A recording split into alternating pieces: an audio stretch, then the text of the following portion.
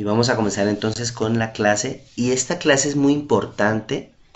Présteme la atención todos los que están conectados. Esta clase es muy importante porque esta clase habla de la respiración espiritual. La respiración espiritual es un principio o un fundamento para la vida de nosotros a nivel desde el punto de vista cristiano.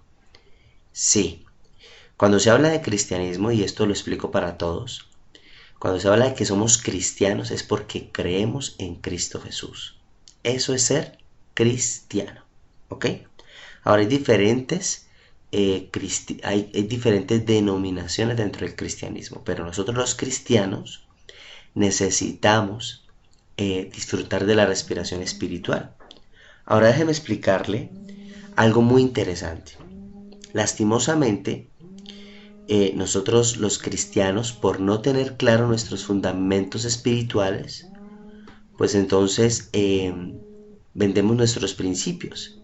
Y uno ve cristianos que resultan practicando que yoga, que cristianos que resultan practicando meditación trascendental.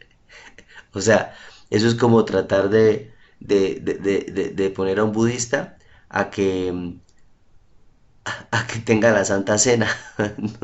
O sea, no es coherente. Si tú eres cristiano, vive tu vida cristiana. Si tú no eres cristiano, no vivas una vida que no es cristiana. Pero nosotros los cristianos tenemos unos lineamientos ya preestablecidos desde el punto de vista espiritual y no se mezcla, o sea, no se mezcla con, con otro tipo, digamos, de rituales o de doctrinas que no van alineadas al manual de la vida. Y eso es muy importante que usted lo tenga claro, ¿sí? Y lo digo a forma de chiste porque es que me parece muy chistosa esa escena de ver un cristiano que dice que cree en Cristo meditando, o sea, no aplica. Si tú crees en Cristo, pues tu vida es una vida de oración, es de meditar pero en la palabra de Dios, es una vida de devocionales, es una vida de ayuno, es una diferente, ¿sí? Pero no se mezcla una cosa con otra, eso tiene que quedar muy claro. ¿Pero qué tiene de malo? No es que tenga algo bueno o malo, sencillamente tú y yo tenemos una identidad en Cristo Jesús. Y Cristo Jesús nos dejó a nosotros claro cómo vivir nuestra vida cristiana. Eso se llama ser cristiano. ¿Ok? ¿Alguna pregunta hasta ahí o no? ¿O todo claro?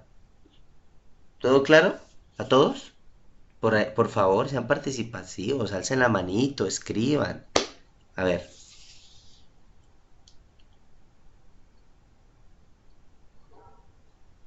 ¿Ivonne, quedó claro? ¿Cris? Claro, Ricardo, sí. Claro, líder, sí se escucha claro y quedó muy claro. Más claro que el agua turbia para algunos. Mabel, ¿quedó claro? Más claro no canta el gallo. Mabel, ¿quedó claro? Sí, sí quedó claro. Clarísimo, ¿cierto? Allá Héctor, ¿quedó claro? ¿O dudas? El silencio. Bueno, dicen que el que calla otorga, Héctor. Bueno, vamos a seguir entonces. Ahora, la respiración espiritual. Clarísimo. Ah, Buenos días. quedó claro, Naye. ¿Clarísimo? Sí, claro. Sí, Muy, buenos días. muy buenos días. Bueno, entonces la respiración espiritual, ¿cómo funciona? Que esa es la pregunta. A ver, imaginémonos que nosotros estamos en, pues así como el cuerpo, porque es que cuando Dios nos creó seres tripartitos, hay funciones del cuerpo que son muy, muy similares a las funciones del espíritu. Luego entonces, la respiración espiritual funciona muy parecido a la respiración física. Inhalamos oxígeno y expulsamos dióxido de carbono, ¿sí? ¿Qué pasa si a usted lo encierran en un cuarto hermético y no entra oxígeno? Se va a contaminar con su propio dióxido de carbono, con lo que usted expulsa. Por eso es que Jesucristo enseñaba que de la abundancia del corazón habla la boca. Y sí, Lo real es que nosotros vamos a procesar, o sea, hay cosas que nosotros vamos a ingerir y a la hora de expulsarlas va a salir como dióxido de carbono. Respuestas, miradas, actitudes. Todos los seres humanos, por más espirituales que seamos, expulsaremos dióxido de carbono emocional, ¿sí? Ahora, para que no nos contaminemos con nosotros mismos, se hace necesario, hijos de Dios, que respiremos espiritualmente hablando. ¿Y cómo se respira entonces? Primero hay que entender varias cosas. ¿Quiénes han pecado? ¿Quiénes han pecado? Y lo cierto es que todos los seres humanos hemos pecado. Todos. Todos hemos pecado. Ahora, hay 4 pasos para que nosotros aprendamos a respirar espiritualmente. Y recuerde que, así como que la respiración consiste en que usted y yo inhalemos ese perdón dulce y apacible de Dios y exhalemos nuestra confesión. Inhalar perdón y exhalar confesión. Por ejemplo, cuando un niño nace, cuando un bebé nace, ¿qué es lo primero que hace? ¿Expulsa o inhala? ¿Qué es lo primero que hace? A ver, las que tienen Inhala. hijos. Inhala, dice Ivonne. A ver, las que tienen hijos. Pues yo he sabido que los pulmones están llenos de un líquido cuando están en la pita, entonces cuando sale el bebé se llenan de aire y entonces sale. ¿Qué es lo primero entonces que hace el bebé? ¿Inhala o exhala? Y Inhala. No, lo primero que un bebé hace es que, si se dan cuenta, hoy en día pues lo hacen así, les meten como algo en la nariz y les sacan un líquido, ¿sí? Parte del líquido amniótico todavía queda. No podría respirar con líquido en sus pulmones. Tienen que sacarle líquido. Y ya cuando le sacan un poco de líquido, el bebé inmediatamente... Por eso es que a muchas veces antiguamente los hacían llorar, los golpeaban, por eso uno quedaba traumatizado. Lo recibían a uno en la vida con un golpe, pero los hacían llorar para que expulsaran un poco ese líquido y inhalaran para tener la fuerza para llorar, ¿sí? Entonces, sí, necesitamos confesarnos, decir lo que estamos sintiendo, decir lo que estamos viviendo, confesar nuestros momentos de ira, de enojo. Si confesamos nuestros pecados, Dios es fiel y justo para perdonar nuestros pecados y limpiarnos de todos nuestros errores. Luego entonces, la primera parte que uno tiene que vivir es confesar, que tienes que confesar a Dios. Y no solamente es confesar lo que yo hice, también se hace necesario confesar lo que yo no me acuerdo. Por eso es que David, en el Salmo 51, a ver quién lo tiene, eh, David yo creo que escribe cómo funciona la respiración espiritual. A ver, ¿quién quiere leer el Salmo 51? ¿A quién le gustaría leerlo? No todos a la vez.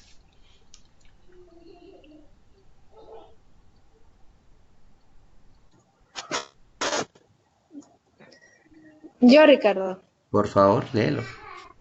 Salmo 51 Sí. dice, ten piedad de mí, oh Dios, conforme a tu misericordia, conforme a la multitud de tus piedades, borra mis rebeliones. Lávame más y más de mi maldad y límpiame de mi pecado, porque yo reconozco mis rebeliones y mi pecado está siempre delante de mí. Contra ti solo he pecado y he hecho lo malo delante de tus ojos, para que seas reconocido justo en tu palabra y tenido por puro en tu juicio. He aquí en maldad he sido formado y en pecado me concibió mi madre. He aquí tú amas la verdad en lo íntimo y en lo secreto me has hecho comprender sabiduría. Purifícame con hisopo y seré limpio. Lávame y seré más blanco que la nieve. Hazme oír gozo y alegría, y se recrearán los huesos que has abatido. Esconde tu rostro de mis pecados y borra todas mis maldades. Crea en mí, oh Dios, un corazón limpio y renueva un espíritu recto dentro de mí. No me eches de delante de ti y no quites de mí tu Santo Espíritu. Vuélveme el gozo de tu salvación y espíritu noble me sustente. Hasta ahí. Entonces enseñaré a los transgresores Está ahí, tus hasta ahí. caminos. Hasta ahí. Muchas gracias, Nayeli. Miren, David escribe este salmo. Le voy a decir cuando David escribe este salmo. Si ustedes leen el título, dice Salmo de David después de que se llegó a Betsabé y vino a él el profeta Natán. O sea, David escribió este salmo después de que su líder espiritual le dijo: oye, lo que tú hiciste fue pecado, te acostaste con la mujer de tu vecino, con Betsabé. Este salmo lo escribe David, pero a mí lo que me llama la atención, bueno, muchas cosas, pero volviendo al tema de la respiración espiritual, es que el pecado, hijos de Dios, el pecado nos quita la felicidad, nos quita el gozo, el pecado nos trae angustia. Esas son las consecuencias del pecado. Eh, la más grande victoria que tiene el diablo sobre nosotros, porque así como existe el Dios, existe el diablo, ¿sí? La más grande victoria que tiene el diablo sobre nosotros es esta que dice acá: vuélveme el gozo de tu salvación y espíritu noble me sustente.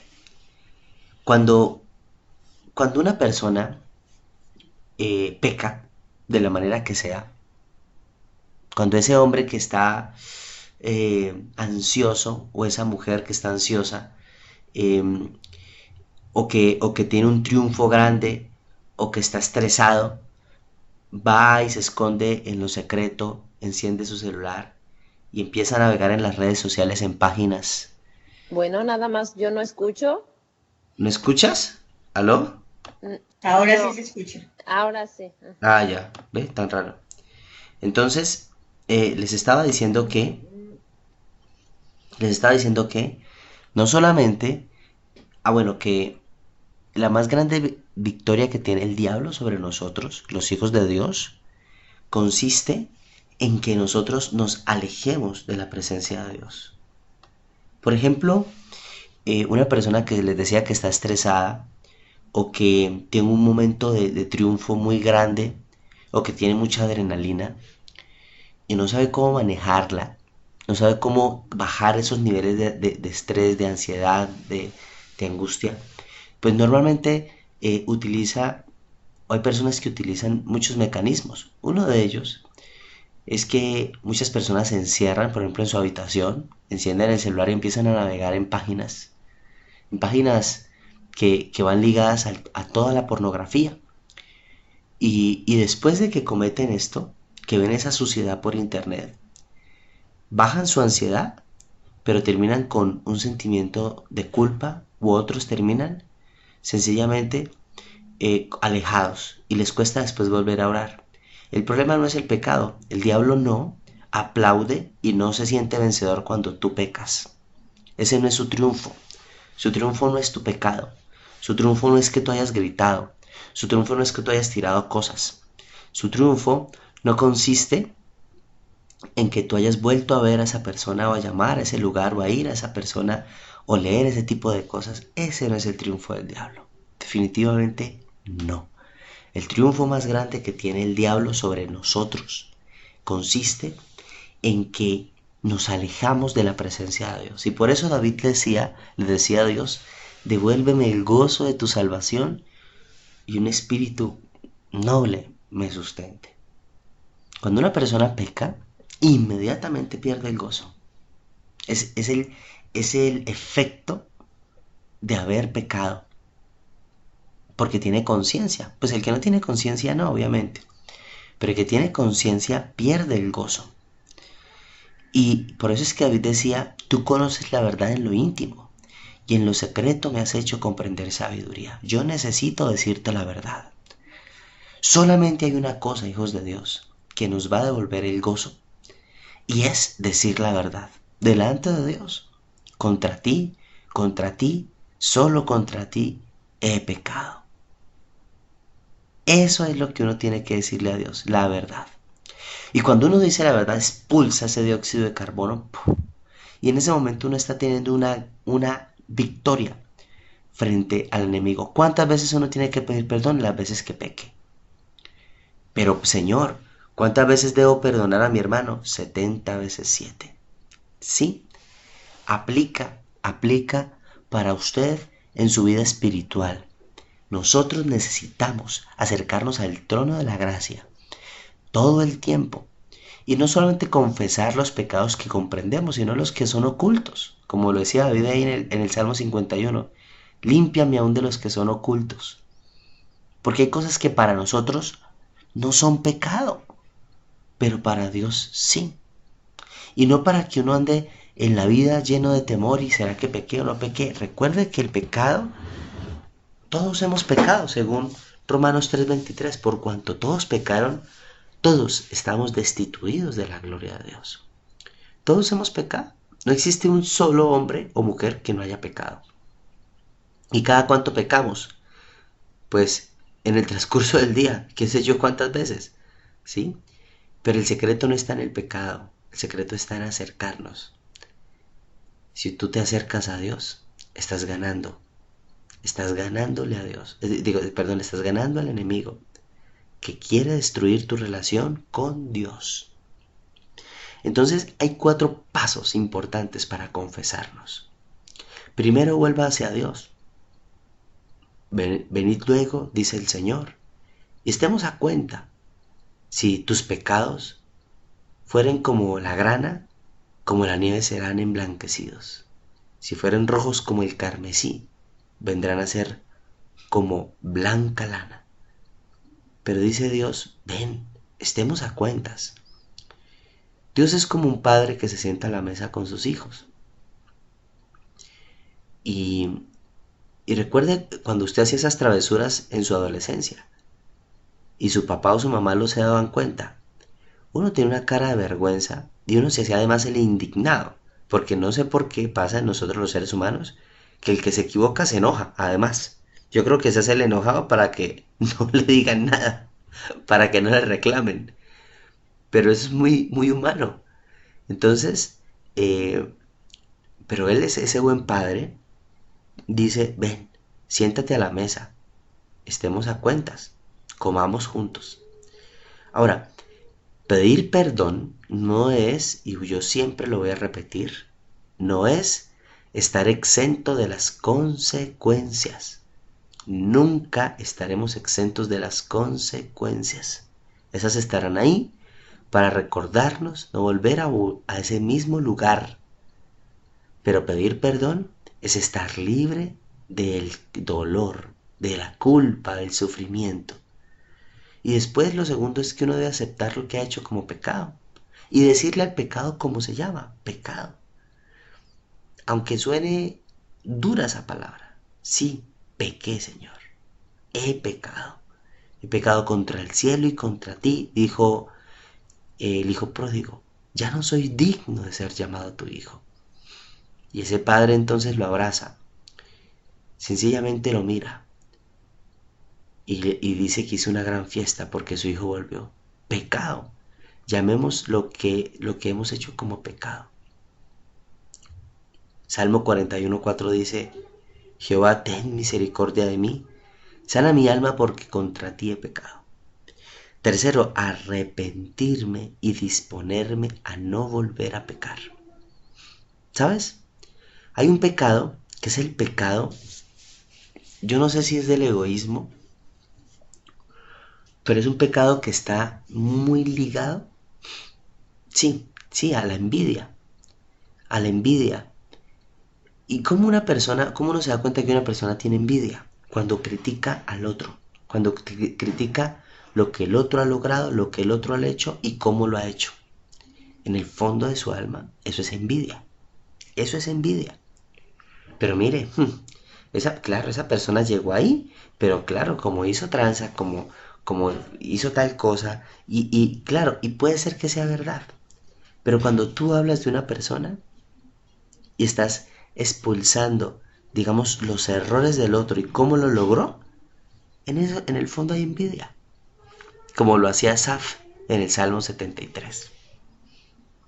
Por poco resbalaron mis pies, decía Asaf, porque tuve envidia de los arrogantes al ver la prosperidad de los impíos. Y empieza ese hombre a describir un padecimiento llamado taticardias.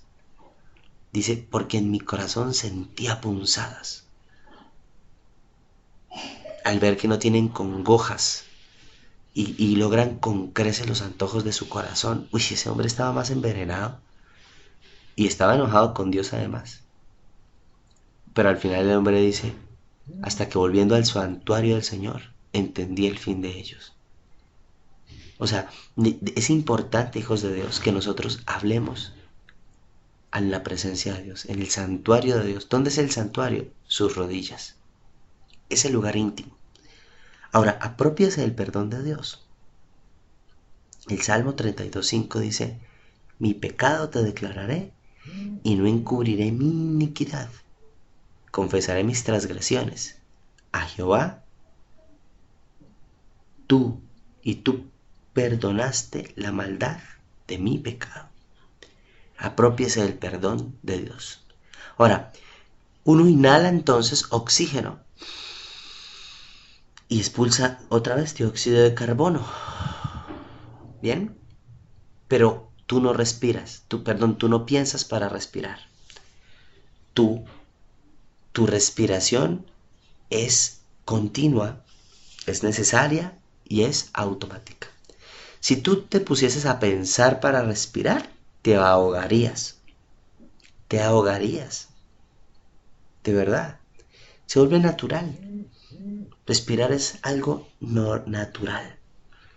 Es algo continuo, es algo necesario, es algo automático. Así tiene que ser la respiración espiritual. En el mismo momento. No postergar, acumular y acumular basura en el alma para sacarla. Porque el alma queda llena de perforaciones, de todos esos lixiviados que tiene la basura de mi pecado. Empieza a perforar el alma. En la medida de lo posible, depure todo lo que usted pueda en el momento. Gritó, pida perdón. Insultó, pida perdón. Se enojó, pida perdón. Todo el tiempo, Señor, límpiame. Amén. Y continúas la vida. Y continúas. Eso hace que el alma llegue a estar en un momento de libertad, a cuentas, clara, liviana el alma. Entonces por eso es que yo les voy a decir a ustedes que me van a hacer en este momento, van a hacer una lectura y cada uno va a sacar un análisis, ¿sí? Bueno, lo van a hacer, esto yo lo voy a dejar de tarea. Van a leer el Salmo 73 y van a hacer un análisis de ese Salmo y la próxima semana, si es que tenemos, a ver, la próxima semana ¿qué es? Déjenme mirar la agenda. Todavía es 16. Ah, sí, todavía hay clase. Y la próxima semana vamos a exponer el Salmo. ¿Listo? Recuerden, Lidia, que usted está aquí en Oaxaca la próxima semana. Ah, sí, hay que hacerlo. Hay clase de todas maneras. Hay que hacer clase. Muy bien. Ahora continuemos. Ahora, ¿por qué pecamos? Es la pregunta. ¿Qué nos conduce al pecado? Mateo 4:3 dice, vino el tentador y le dijo, si eres el Hijo de Dios, dile a estas piedras que se conviertan en pan. En ningún momento, dice acá el escrito, debemos pensar que las tentaciones provienen de Dios, pues Dios no puede ser tentado por el mal ni tienta a nadie. Eso lo dice el Santiago. Estas provienen de nuestra naturaleza pecaminosa. Mira lo que dice Santiago. Cuando alguno es tentado, no diga que es tentado de parte de Dios, porque Dios no puede ser tentado por el mal, ni él tienta a nadie, sino que cada uno es tentado de su propia concupiscencia y es atraído y seducido. Hay personas que dicen, es que esta prueba, porque hay gente que confunde las pruebas con las tentaciones. Son dos cosas absolutamente contrarias. Es que esta prueba que Dios me puso, o es que Dios me está tentando. No, Dios no tienta a nadie, comprenda eso. A nadie va a tentar. Es que yo estaba y de pronto recibí esa llamada y ese mensaje. ¿Y por qué Dios lo permitió? Yo no lo sé, pero yo salí y de pronto me encontré con él, con ella y estábamos solos y yo solo, ella sola, la casa sola y los ratones hicieron fiestas. ¿Por qué Dios puso esa tentación? Dios no puso esa tentación. Para nada.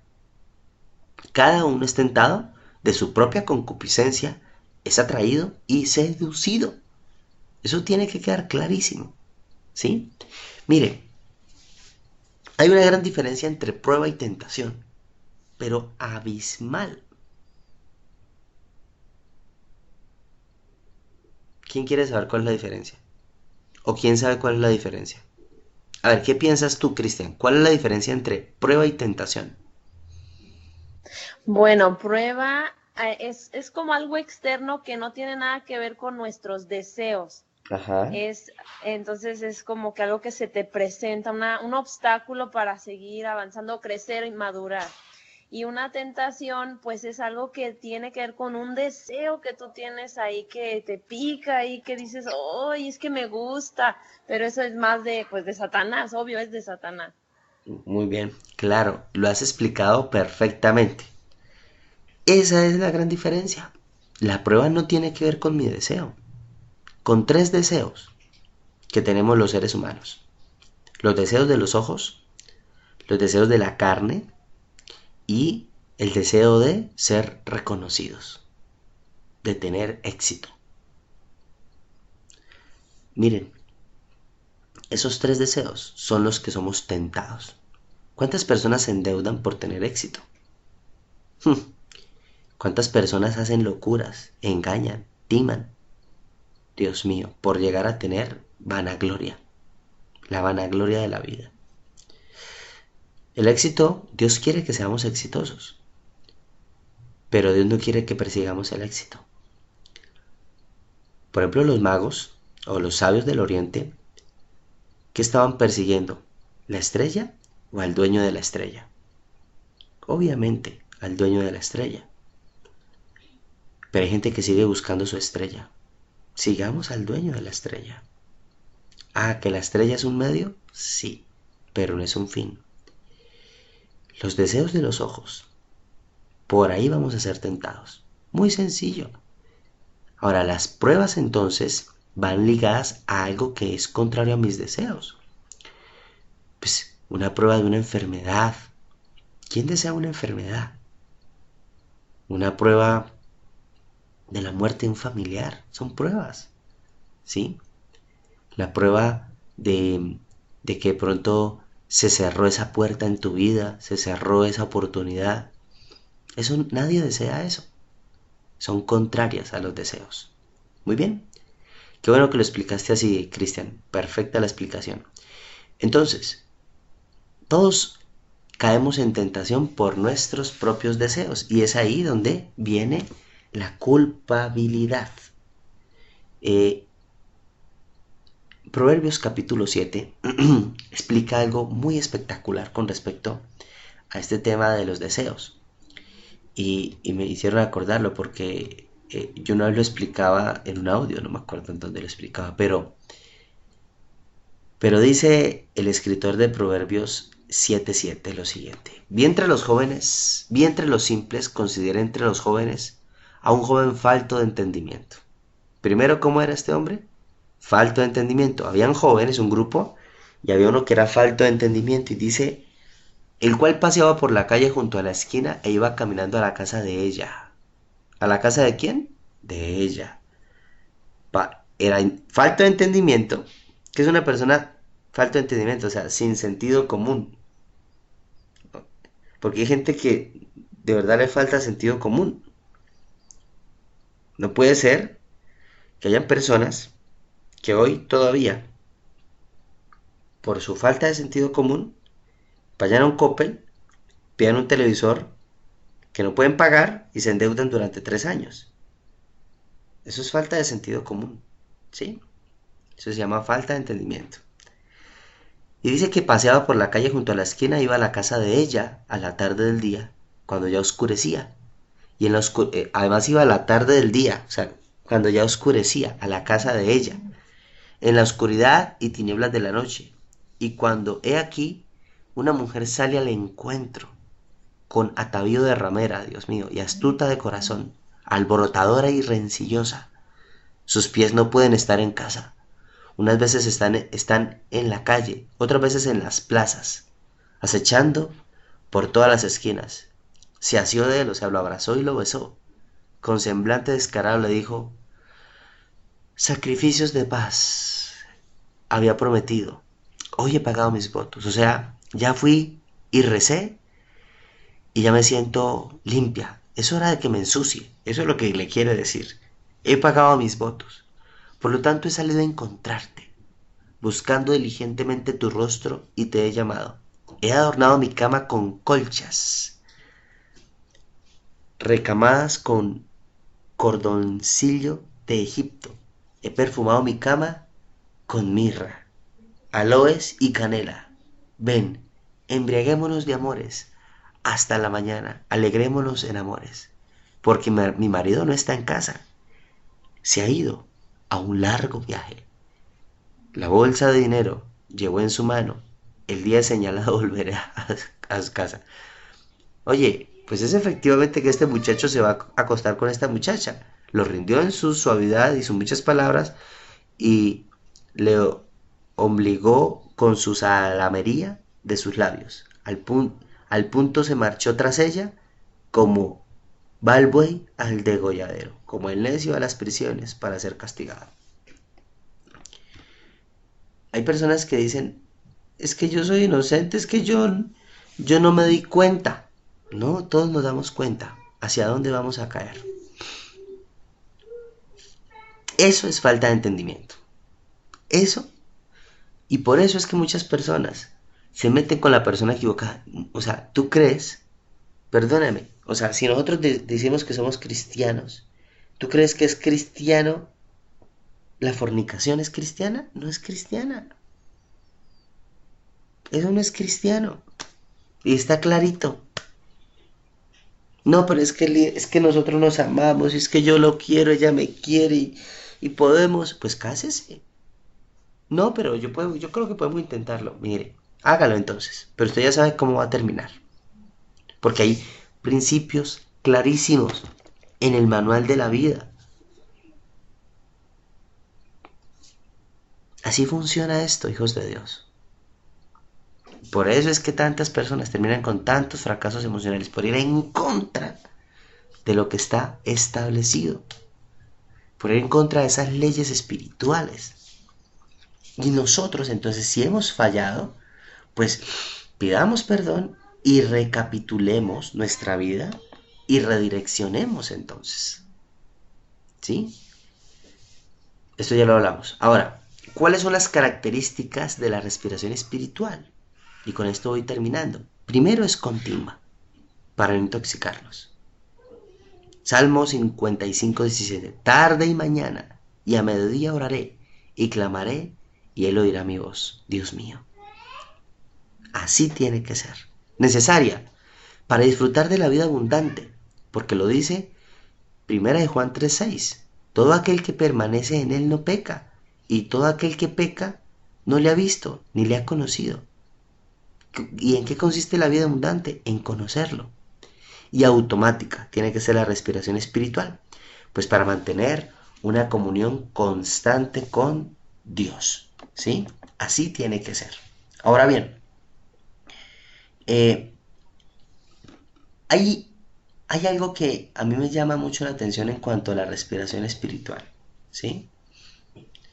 Y por eso es que yo les invito que haga una lista usted de las cosas que debe ponerse a cuentas con Dios.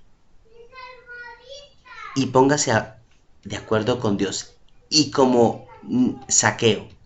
¿Recuerdan cuando Zaqueo llegó e invitó a Jesucristo a su casa? Zaqueo le dice a Jesús, si he robado a alguien se lo volveré 7 veces. Hay algo que se llama restituir. Y debemos restituir a las personas que en alguna oportunidad hemos dañado, timado. Sí, lo hemos hecho. Y recordemos que esta guerra es espiritual y se gana espiritualmente. Usted no la va a ganar desde el punto de vista psicológico. Quítese eso de la cabeza. Usted esta guerra la gana espiritual, porque las armas de nuestra milicia no son carnales, sino poderosas en Dios para destruir toda fortaleza, dice Pablo en el libro de Timoteo. 3 elementos tóxicos vamos a tener tú y yo. Primero, el mundo. No améis el mundo ni las cosas que están en el mundo. El segundo elemento tóxico que vamos a tener es el enemigo, el diablo. Primera de Pedro 5:8 lo dice, sed sobrios, o sea, como que estén alertas y velen, porque tu adversario el diablo anda como león rugiente buscando a quien devorar. Y sí, él anda como león rugiente buscando a quien devorar. El Salmo 45 dice, como el ciervo brama por las corrientes de las aguas, así clama por ti, oh Dios, el alma mía.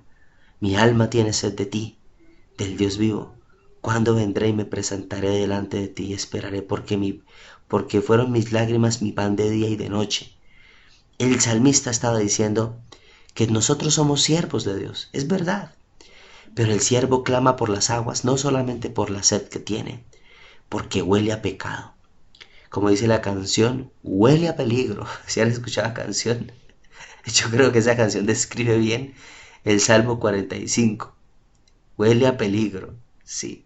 Hay personas que saben que están empezando a irritarse con facilidad, que no están soportando al esposo, que uno conoce la sintomatología de cuando el diablo anda como león rugiente, porque uno empieza a tener temor, uno empieza otra vez a meterse en esa cueva que conoce.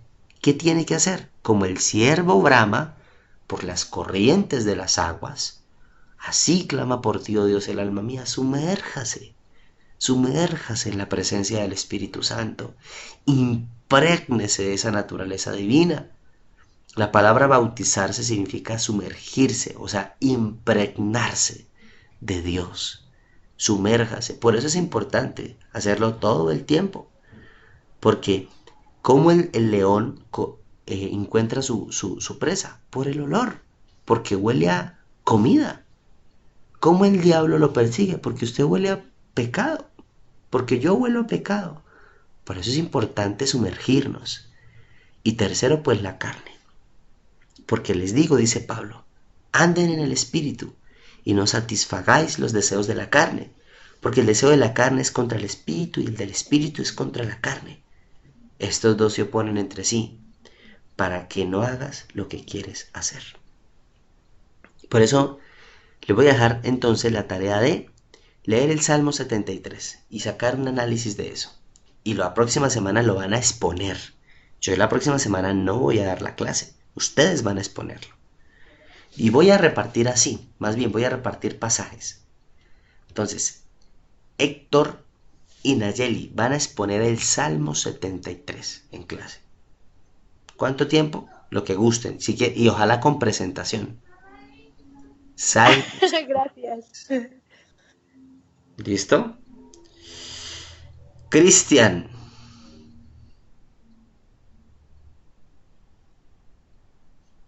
Cristian, vas a exponer el Salmo 45. Desarróllalo. ¿Ok? Ok. Y Mabel, te voy a pedir el favor que expongas Gálatas, capítulo número 5, versículos, ya te digo, Gálatas 5, cuando Pablo hace, porque Pablo tiene un test muy claro de las personas que están viviendo en la carne. ¿Sí? Gálatas 5, desde el versículo 18 hasta el 21. 5 del 18 al 21 y lo vas a explicar detalladamente, Mabel. Ok, es Gálatas 5, 18 hasta 21, ¿verdad? Así es. Muy bien. Van a hacer eso. O sea, que es la tarea y van a exponer la próxima clase, porque yo no voy a dar clase, ustedes van a explicarla.